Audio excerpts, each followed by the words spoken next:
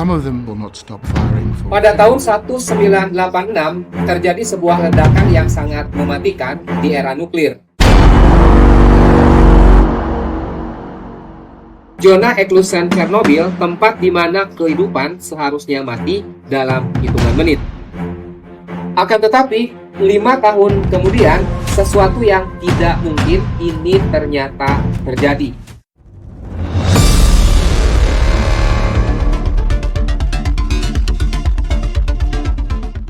Jamur mulai berkembang pesat. Bukan sekadar bertahan hidup, mereka berkembang biak. Dan mereka tidak hanya mentoleransi, mereka memakan radiasi. Wow. Learn to see. What exactly are you proposing? It's showtime! Here we go!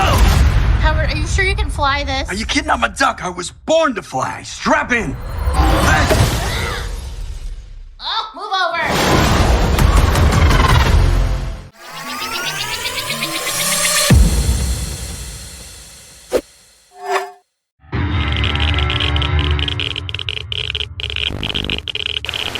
Untuk memahami cerita ini, kita harus kembali ke tahun 1986. Extremely heavy metal rods, fuel rods, and the graphite and the control rods are jumping up and down in the sockets due to the extreme pressure. It has been estimated the power was over 100,000% its design capacity. And of course the core could not hold that together. Explosion occurred. Ledakan reaktor nuklir nomor 4 Chernobyl menciptakan sesuatu yang belum pernah ada sebelumnya dalam sejarah manusia, yaitu zona yang benar-benar tidak tergoyahkan oleh kehidupan. Paparan radiasi pengion berkelanjutan mencapai tingkat yang sangat-sangat tinggi sekali. Ribuan kali lebih tinggi dari yang bisa ditahan oleh organisme kompleks manapun. Pada tahun 1991, 5 tahun setelah terjadinya bencana, tim peneliti Rusia menjalankan robot beroda yang dikendalikan dari jarak jauh. Mereka ingin melakukan pengecekan sarkofagus pelindung dan memastikan semuanya stabil.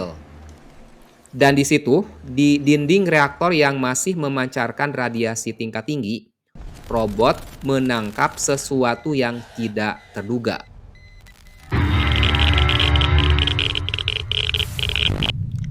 Jamur hitam. Ya, banyak jamur tumbuh dengan subur. Menyeruak dari celah-celah kecil, melilit dari setiap permukaan. Di tempat yang seharusnya steril, seharusnya mati, ini kehidupan mulai berkembang. Ini bukan sekadar radioresistensi atau ketahanan terhadap kerusakan. Apa yang diamati oleh para ilmuwan ternyata jauh lebih aneh. Hifa jamur atau filamen-filamen halus yang membentuk tubuh jamur tampak secara sengaja tumbuh menuju sumber radiasi. Mereka tidak menghindarinya, mereka justru mencarinya. Seolah-olah radiasi adalah makanan mereka.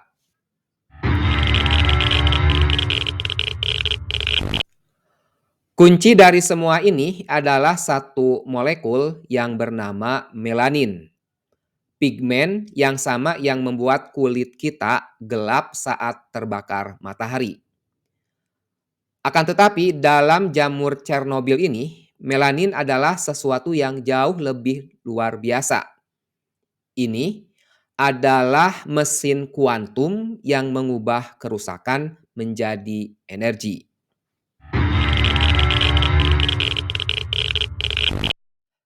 Di sini terjadi keajaiban. Radiasi gamma menumbuk melanin dengan energi yang cukup untuk mengubah struktur elektronik molekul tersebut.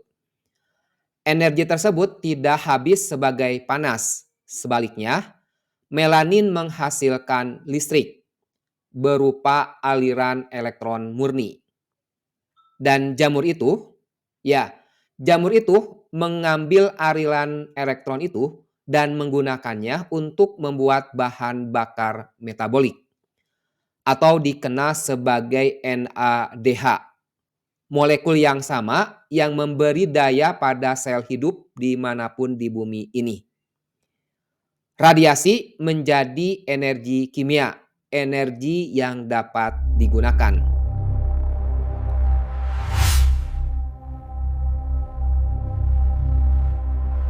Di buku yang saya buat yang berjudul Migrasi dari Monolit ke Microservice yang saya buat 3 tahun lalu ya, di zaman sebelum COVID, bahkan zaman belum AI, saya telah memiliki pengalaman 5 kali migrasi dari monolit ke microservice. Dan di proses-proses itu juga saya mengetahui tantangan, cara terbaik, dan bagaimana caranya kita melakukan migrasi yang baik, yang memberikan impact, baik itu untuk organisasi ataupun untuk softwarenya itu sendiri. Teman-teman, berikut adalah buku pertama saya kira di Indonesia yang menjelaskan mengenai microservice secara mendalam dan berdasarkan pengalaman. Saya membuatnya menjadi 3 jilid, yang rilis pertama ini adalah jilid pertama. Yuk teman-teman, apabila ada teman-teman yang memerlukan guidance atau arahan bagaimana melakukan migrasi dari monolit ke microservice yang benar, silakan teman-teman dapat mendapatkan buku ini yang saya cantumkan linknya di bio. Apakah ini fiksi ilmiah? Tentu ya, ini semua terdengar seperti fiksi ilmiah. Jadi, pada tahun 2007, 2 peneliti, Ekaterina Dadakopa dan Arturo Casadeval, memutuskan untuk membuktikannya dengan eksperimen yang elegan dan sederhana. Mereka mengambil 2 jenis jamur. 1, jamur hitam yang normal yang menghasilkan melanin hitam pekat. Kedua, jamur mutasi albino yang tidak dapat membuat melanin. Lalu, mereka menutup keduanya, jamur tersebut, ke dalam ruangan dengan nutrisi yang terbatas. Setelah itu, mereka melakukan penyinaran kedua jamur tersebut dengan radiasi yang besarnya 500 lebih kali ya, 500 lebih banyak dari normal.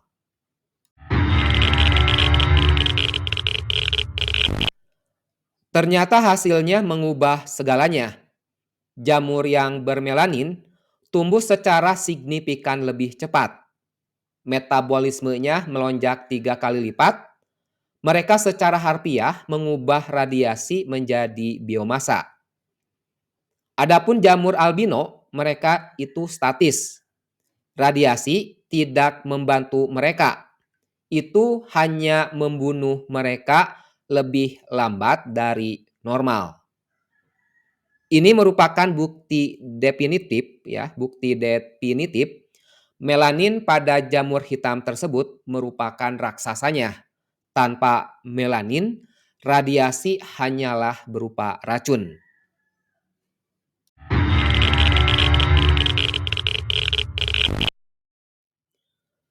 Eksperimen laboratoriumnya berjalan dengan baik dan bagus. Akan tetapi, untuk aplikasi nyata, tim ilmuwan ingin menguji di lingkungan yang lebih asli. Mereka memilih tempat yang sempurna, ya, luar angkasa. Pada tahun 2016, Stasiun Luar Angkasa Internasional, wahana Dragon SpaceX, membawa budaya Cladosporium sphaerospermum, salah satu jenis Chernobyl jamur tersebut, ke orbit. Selama 1 bulan penuh, jamur ini tumbuh di bawah paparan radiasi kosmik yang 40 hingga 80 lebih intensif daripada di bumi.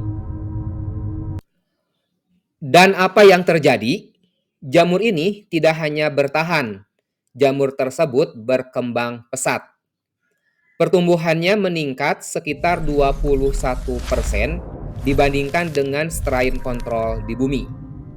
Lebih jauh lagi, lapisan jamur yang tipis ini kurang dari 2 mm berhasil melemahkan radiasi kosmik sebesar hingga 2,3%.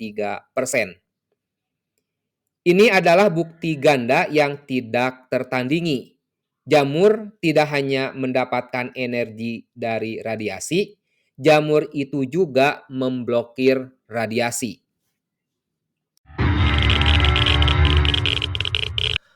Coba bayangkan ini, teman-teman.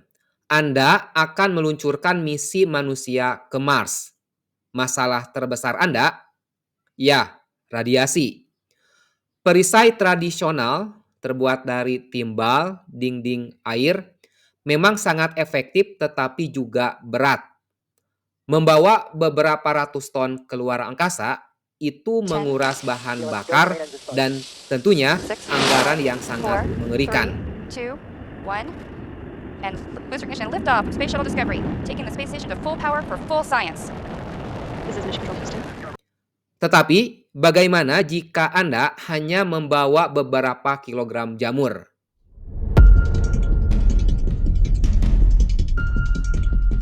Inilah keindahan dari in situ resource utilization.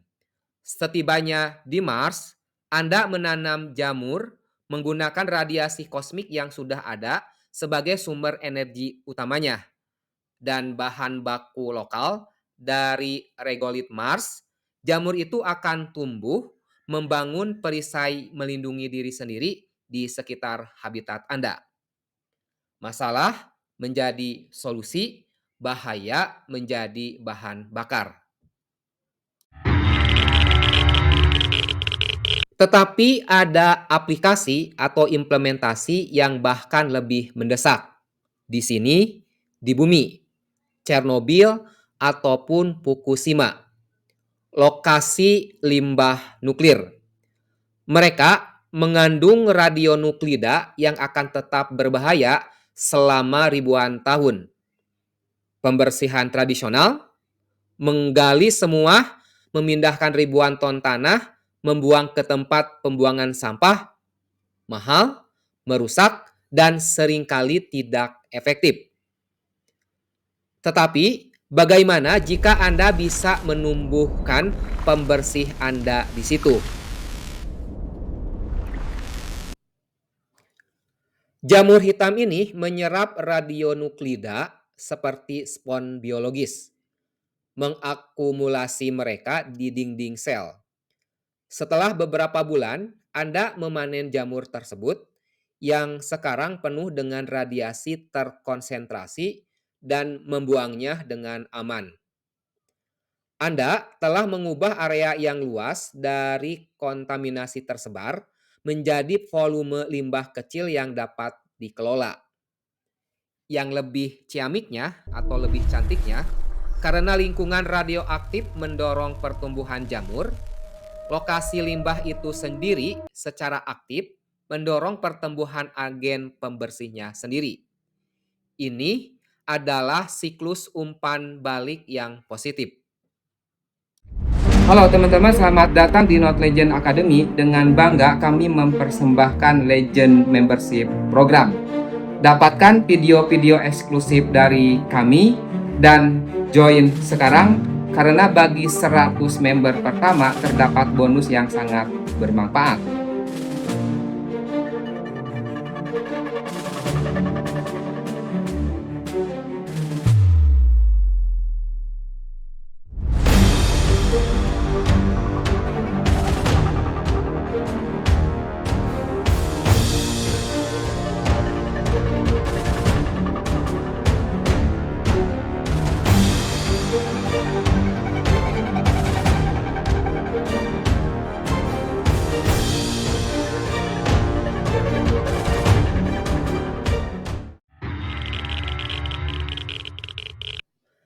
Akan tetapi ada sisi gelap dalam terang ini, the dark side.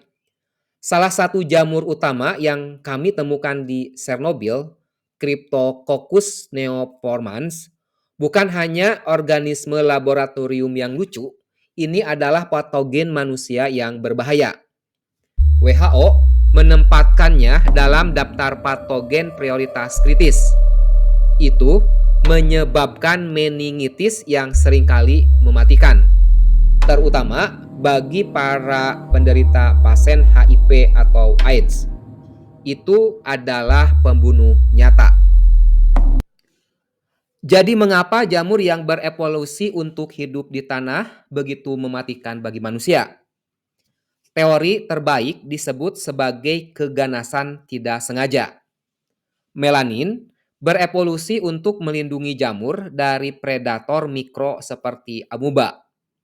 Secara tidak sengaja, pertahanan yang sama yang bekerja melawan amuba tersebut efektif juga melawan sel-sel imun manusia. Ini berarti bahwa kemampuan untuk bertahan dari radiasi gamma dan kemampuan untuk menginjeksi manusia ditenagai oleh mekanisme yang sama. Itulah mengapa penelitian terapan telah dengan bijak beralih eksklusif ke Cladosporium sphaerosporum, jamur yang tidak berbahaya yang ditanam di ISS yang sama-sama menjanjikan tetapi tanpa resiko.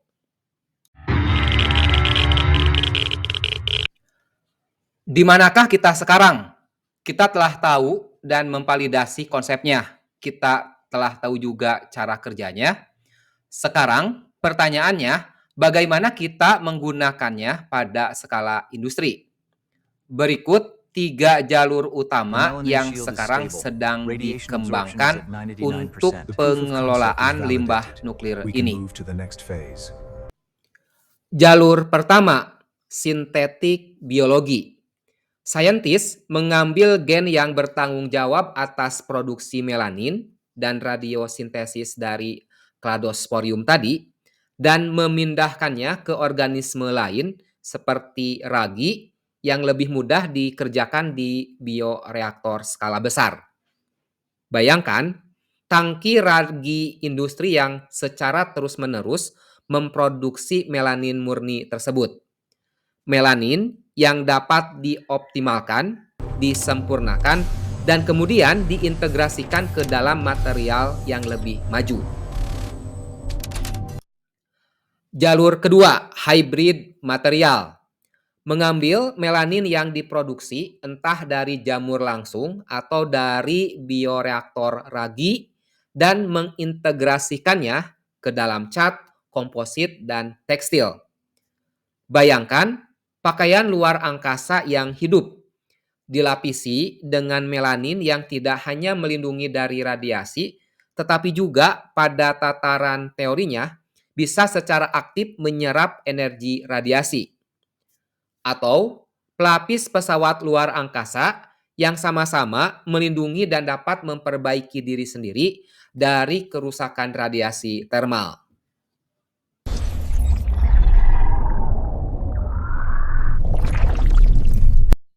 Jalur ketiga, ini adalah The Dream Bio Batteries, ya. Merupakan spekulasi konsep yang saya pikirkan. Ini adalah benar-benar ide yang paling spekulatif, tetapi juga yang paling mengubah permainan. Ya, bio batteries.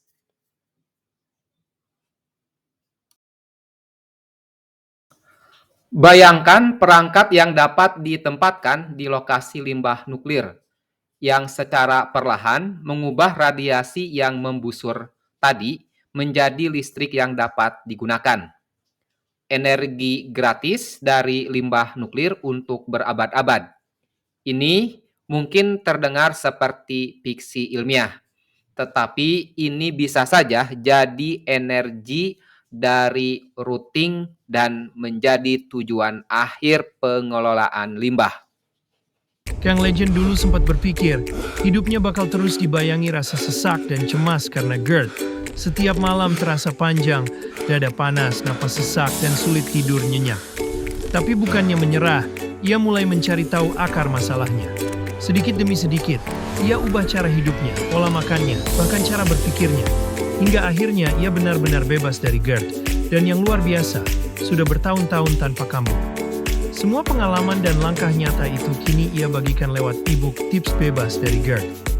Kalau kamu juga ingin lepas dari rasa sakit dan cemas yang sama, klik link di kolom deskripsi sekarang.